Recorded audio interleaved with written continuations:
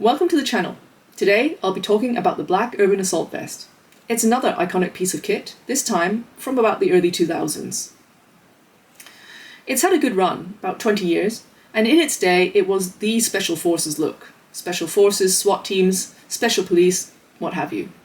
It's also gone out to quite a few films. From our side, we've had these go off to the film Aragon to kit out their Dark Army. They had a few hundred of these.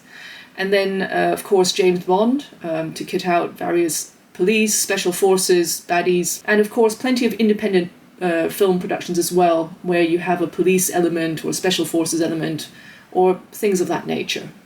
Briefly, the vest is a waistcoat style vest. It's got 6 magazine pockets, 3 on each side, and it's got 3 more utility pockets, a smallish one on the right hand side and 2 more on the left. And at the bottom it's got belt loops for threading through a 2-inch duty belt.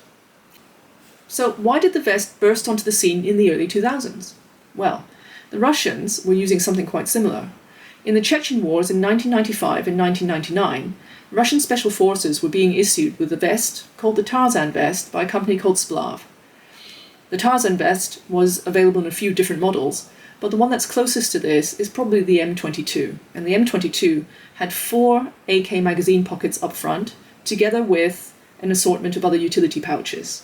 The front of the vest was a waistcoat style, just like this vest, and it also had belt loops at the bottom for a duty belt. The back was different, however. It took the form of a panel, and strapping would be threaded through it, and that's how you would tighten it down the sides and over the shoulders. But the basic concept was the same, a tight-fitting waistcoat style vest onto which you would put your magazines, and you'd be able to move very quickly and work very effectively. In North America at around the same time, the Black Hawk Tactical Gear Company developed the Black Hawk Omega Elite Tactical Vest.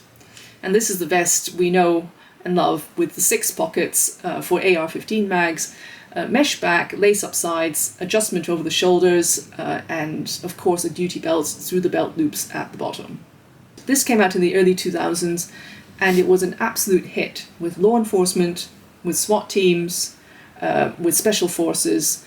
I think perhaps even with elite units of the Marines, everybody wanted to get their hands on one of these. At its core, it's still a great design. It's got the heaviest part of the load, that's to say the rifle magazine pockets, on the lower front, both easy to reach and out of the way in case you're moving around very quickly. It's also got a few extra pockets, so if you need to carry something different, say shot shells or a bandage or small things, you've got pockets for those. The belt loops are a great idea, because by tightening a belt around the waist, it does prevent the heaviest part of the load from flapping out left to right as you're moving. It keeps a very low profile. Instead of stacking 3 or 4 magazines up front, you can put 1 magazine into each pocket. That's still 180 rounds if you're carrying 30-round AR-15 magazines. So that's still a lot of load, but it doesn't bulk you out. The method of adjustment is slightly novel with the laces on the sides, but it does its job. It doesn't restrict movement. In fact, it moves with you if you need to move. And the mesh backing means great ventilation, so you don't have to overheat if you're exerting yourself. The vest itself is relatively lightweight. It comes in at about 1 kilo, perhaps a little over, perhaps a little under, depending on the materials used. Sadly, although it's a great design, we think this vest has run its course a little bit.